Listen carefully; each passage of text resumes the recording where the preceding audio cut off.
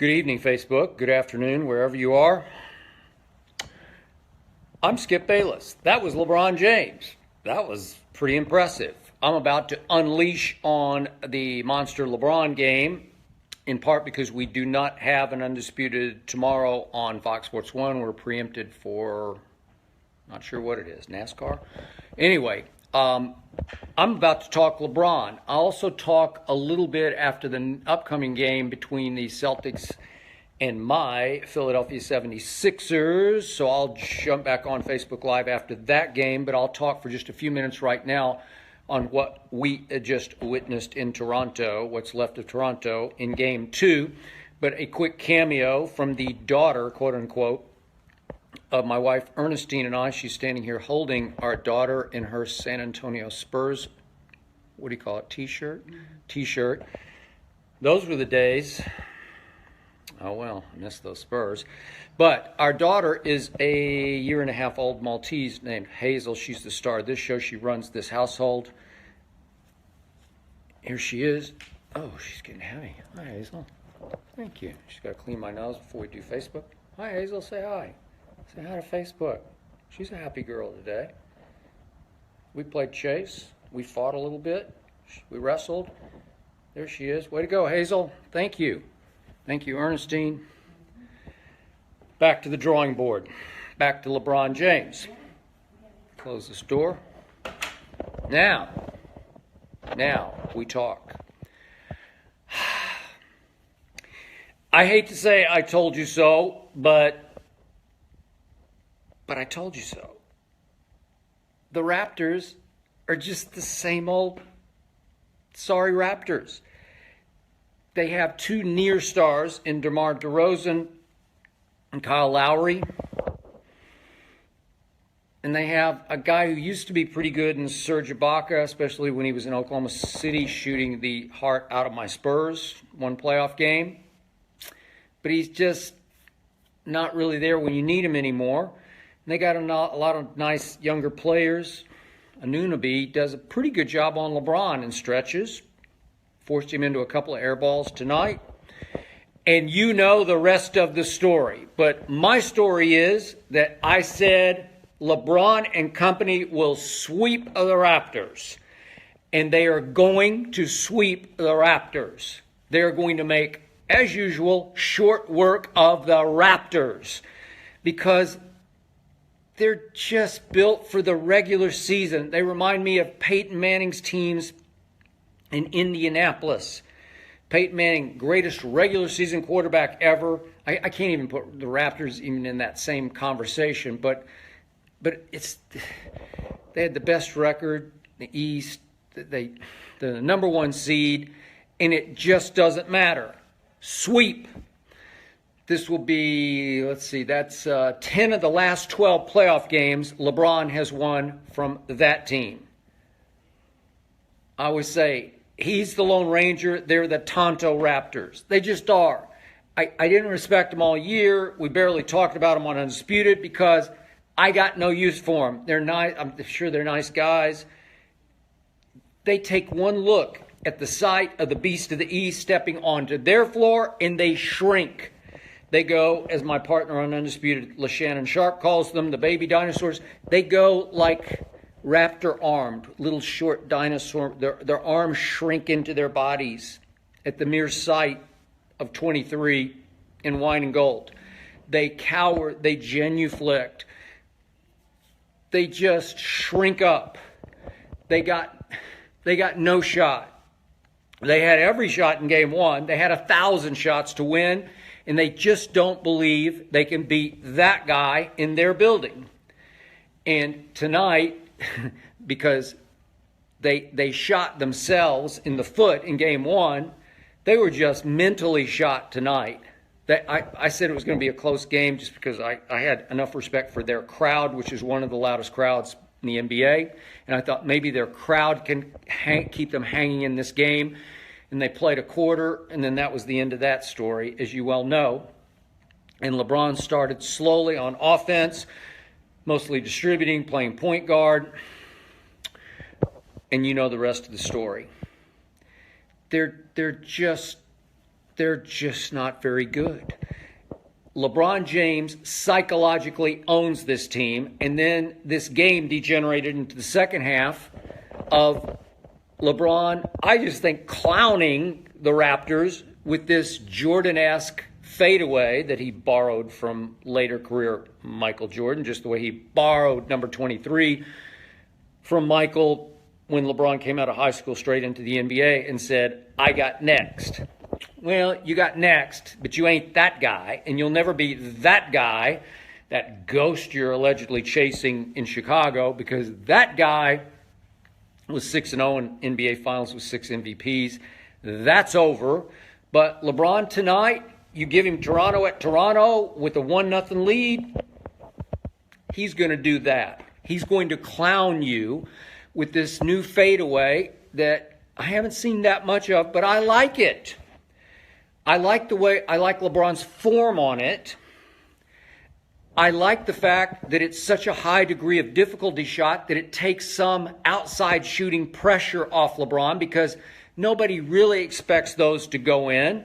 And once he gets hot, and then he was at the end just heat checking like crazy, he ended up shooting another air ball, but that's fine because he made, what did he make? I don't know.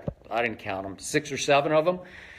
And his form, he looks more comfortable with the fadeaway. His follow-through is better. He's not nervous-handed as he can get on threes when everybody's expecting you. LeBron, you're the best player on the planet. You got to make that wide-open three, right? And in game 1, he goes 1 for 8 from 3 and 1 for 6 from the free throw line, and they still won the game. They had every chance in the world, and that was the end of the Toronto Raptors as we knew and did not love them. I'm pretty sure tonight is the beginning of the end of this whole basketball team. I'm pretty sure in the offseason they're going to sit back and say, Toronto ownership and front office, and say, I don't know, man. We tried. We failed. Here comes Boston. Here comes, my God, here comes the 76ers. And there's still LeBron. We don't know where he's going to be next year. But if he's still in Cleveland, Toronto's just got issues. So they're going to win another, whatever they win, I don't know, 60-some games. And they're going to flame out in the postseason. They're going to get embarrassed, humiliated, bum rushed. They're going to get swept by whoever, especially if it's LeBron in the postseason, because they're just built to win a whole bunch of regular season games. And what gets me about the box score, I don't have it in front of me, I'm just going completely off the top of my head, but look at the box score tonight. Look at what Toronto did. And it looks okay. They shot 54% from the field. That's okay. That'll work. DeRozan was okay. Lowry, okay. What was it, like 24 and 21 that they got? So you can't look at those numbers and say, oh, they were pathetic. They weren't pathetic. They shot 40% from 3. What were they, 12 of 30? They made one more 3 than LeBron's team made. Wouldn't you think that would work at home? Nope. 128 to, what was it, 110? I forget what it was. But it was just a rout. It was a rout after 3 quarters. And LeBron is shooting fadeaways and just making fun of them, just rubbing it in, just humiliating them. And LeBron is one of the all-time great front runners, and I mean that as a compliment. If he gets you down, he will bury you. If he starts feeling it and starts smelling your blood, he will bury you. And he buried them tonight in every way possible with 43 points, was it? Yeah, 43 and 14 assists. And after my partner on Undisputed, again, you can watch us 9:30 to noon Eastern on Fox Sports 1, LaShannon Sharp has just been annihilating Kevin Love for about a week on the air, and I've been defending Kevin Love, although I'm a big fan of Tristan Thompson, and I thought Tristan Thompson would play more tonight. Ty Lue, to his credit, said, I'm sticking with Kevin Love in the starting lineup. And what happened tonight? Kevin Love played like a 5-time All-Star. Oh, wait a second. He is a 5-time All-Star. Wow. Who knew? Because he's the whipping boy. He's the scapegoat. He's the the number one blame target on the Cavaliers. Kevin Love, he's not there for LeBron. LeBron doesn't have any help. I'm going to say it one more time. Game 7 against Indiana last Sunday. I don't know what happened. LeBron checked out, cramps, some minor injury. I have no idea. I didn't see him limp. I didn't see him cringe. I didn't see anything. But he checked out and he walked to the locker room. Then he walked back to the bench and he sat on the bench for a while. He's gone for 5 game minutes. And in that stretch, including just the few seconds during which he walked back onto the floor, Kevin Love hit 2 threes and a mid-range jump shot. That's 8 points as they increased the lead from 1 point when LeBron checked out to 12 when LeBron had just barely checked back in. 1 to 12 and the game was basically over. You don't think Kevin Love saved the season? Saved some of LeBron's legacy there, because that would have been the first round exit in LeBron's 15-year NBA career. 12 times in the playoffs. That'd be 12 first-round series in a row he had won, or now has won, and he would have lost one if not for Kevin Love, the other all-star on the team. Kevin Love tonight had 27 and 9 through 3 quarters. Wound up with 31 and 11 through the game. That's a 5-time all-star. That's big time. That was way too much for Toronto. LeBron obviously was way too much for Toronto. And this series is over. They will go home. And now I predicted today on Undisputed, I thought the role players would step up and start making shots. Jeff Green had another very nice night. George Hill had another very nice night. So they were in double figures. So Cavs had 4 in double figures. But I thought, and Jordan Clarkson hit a couple shots late, I thought Jordan Clarkson would bomb some threes, make 3 tonight. I thought Hood would hit a couple of threes. Hood still is lost, Rodney Hood.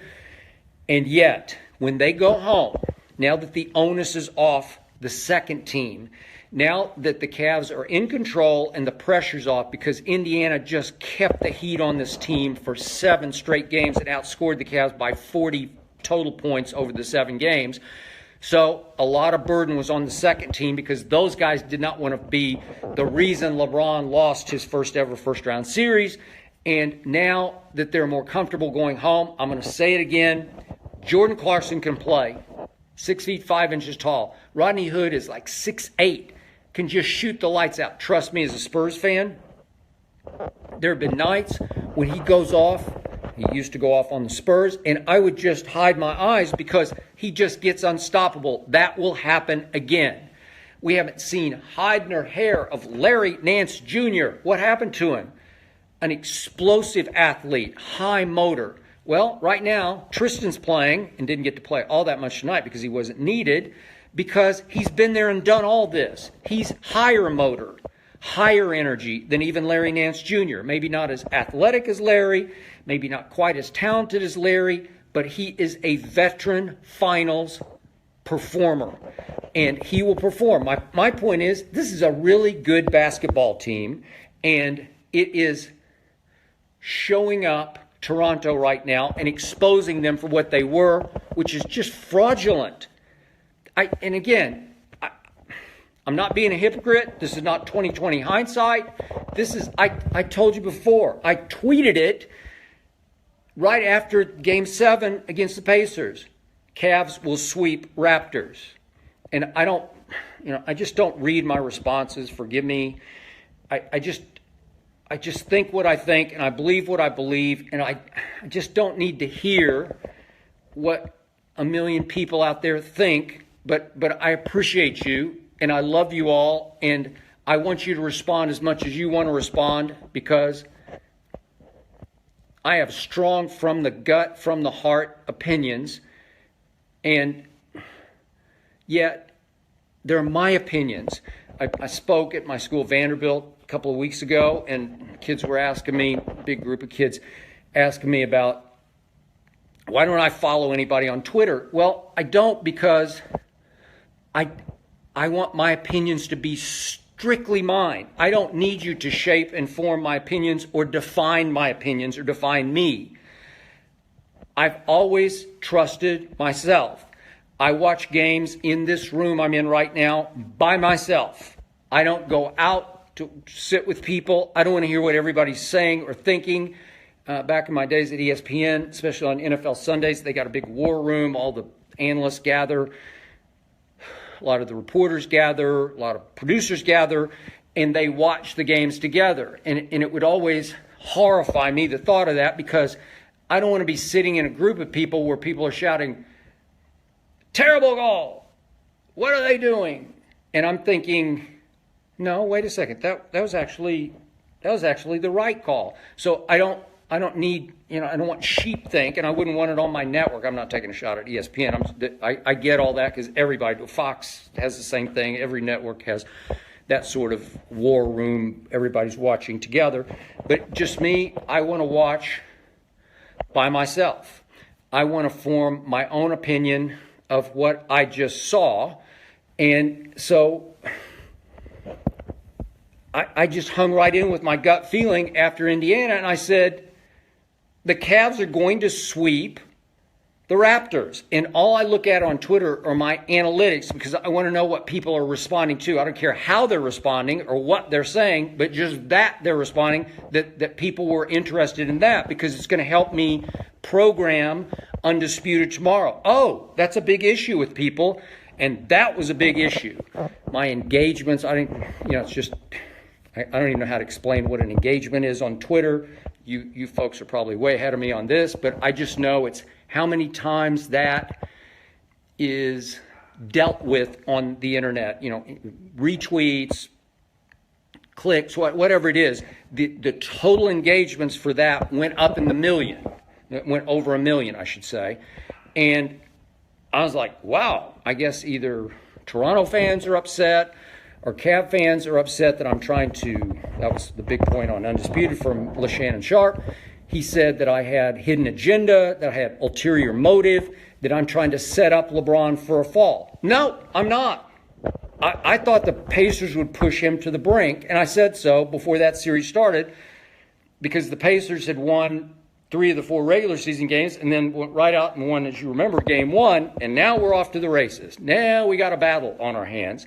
But these guys had lost the last 2 games the Toronto Raptors had to LeBron, and the new Cavs on April 3rd just cleaned them out. It was at Cleveland, and I thought it was significant. I thought that was their chance to walk into LeBron's house and make a statement of, hey, we're different this year.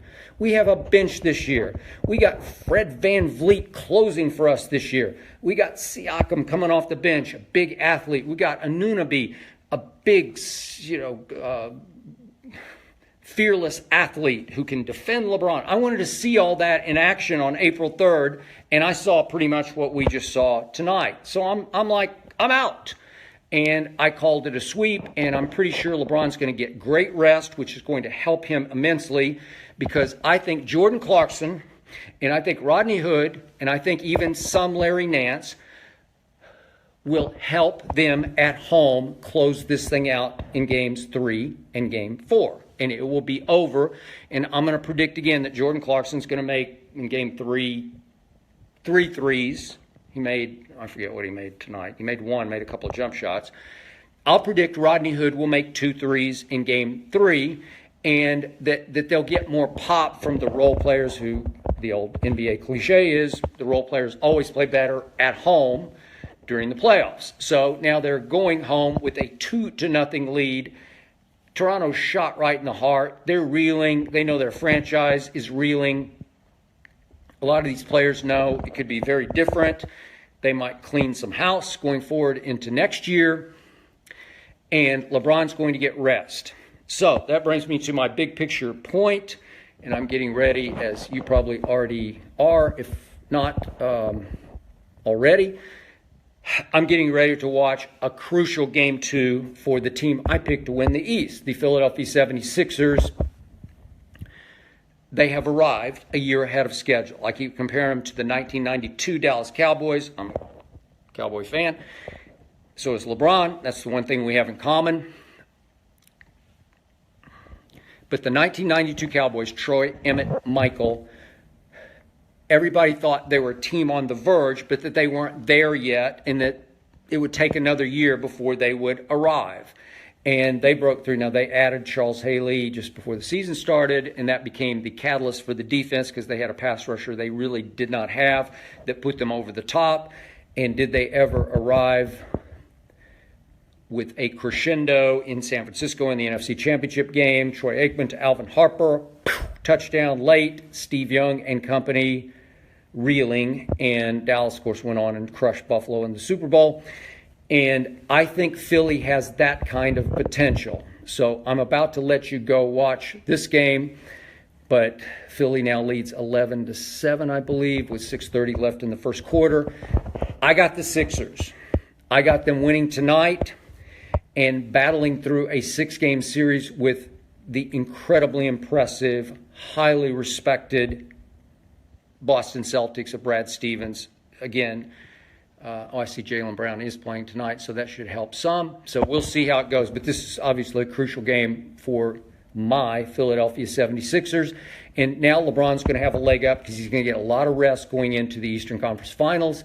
And yet, I still say this team is just too explosive and too talented and too big and just too Embiid, too Ben Simmons. You saw what happened on March the 1st. Remember that game?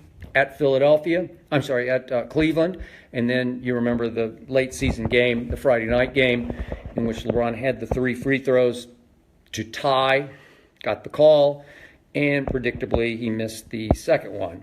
LeBron James, I'll leave you with this, is simply the all-time worst great player, free throw shooter under 7 feet tall. There's never been a worse one, and he did it again tonight. 4 of 8. 1 for 6 against Toronto in the game 1. 4 of 8. What? 4 of 8? Really? So that's 14 free throws. 5 of 14. That's not very good. I got a bet ongoing with my man LeShannon Sharp, again, undisputed, 9:30 to noon Eastern on Fox Sports 1, that he lost another case of my Nectar of the Gods Diet Mountain Dew during the regular season, because I bet him that LeBron would not shoot 80% from the free throw line in the regular season, and he shot his usual career 74%. He's just mediocre at best, which is so bad for a great player to leave that many points on the table. And then he got off to the incredible hot start, made 22 in a row at one point against Indiana in the first round. And now he's sinking. He was back to 77% ahead of this game, so that'll knock him down because he just made 50. I don't know what he is. He's probably like back to 74%, maybe 70% for the postseason. And I'm pretty sure that my man LeShannon Sharp is going to lose yet another case of Diet Mountain Dew that he bet me that LeBron would shoot 80% for the postseason. But we will see what we see. LeBron has changed his free throw routine 479 times, and the latest one has him leaning toward the basket, actually making it a 13-foot shot instead of a 15-foot shot, so he tries to sort of almost push the ball straight into the basket. I do like the form. I like the follow-through, but he's been stepping across the line. In Game 1, they finally called it on him, and it discombobulated him, and he went 1 for 6, and then tonight it was pretty shaky, 4 of 8. But he also got the fadeaway going. He's still the best passer in basketball. Bar none. Sorry, it's LeBron James. He is still the greatest driver of the basketball, the most unstoppable driver of the basketball I have ever seen, including Michael Jordan or Kobe Bryant, whoever. It's LeBron. Greatest driver, most unstoppable driver of the ball, because he's ambidextrous, he's got both hands, and he can lay it off the glass either direction, and he is still very explosive after 15 seasons in this league. Still very explosive. He's still got that last step where he just blows by whoever's trying to guard him. They tried Anunoby, Siakam, at the end, DeMar DeRozan, and he just blows past you, and then he's 6'9", and he can rise up and just lay it off the glass. That is virtually unstoppable. And Indiana just let him shoot a layup drill against them because they were just saying, okay, stay with the shooters. Don't let him kick it out for open threes. Let him score 50, and they hung in. They went right to the bitter end, and they had them. Indiana had them dead to rights 4 or 5 different times. And they're another team that's much better than Toronto, but the Pacers in the end thought they could hang with the king, but they did not believe they could dethrone the king. This team is a joke. These Raptors, they don't even think they can compete with the king. This thing was over before it started. Way to go, LeBron. Monster game. Not all that impressive to me because of the competition. LeBron psychologically owns those Raptors. This thing is over. This is going to be a sweep, and LeBron is going to get plenty of rest leading into game one of what I hope will be Philly against LeBron. And that will be a spectacle. That will be epic. To me, that will be when the playoffs really start, and I can't wait to talk about that on Undisputed. Again, we don't have a show tomorrow. 9:30 noon Eastern, Fox Sports 1, Monday. Monday, we will be back. I will be back briefly after this game tonight to put it all in one last perspective because I just can't talk me enough NBA. So, suffer me that. I'll see you soon. Thanks for watching.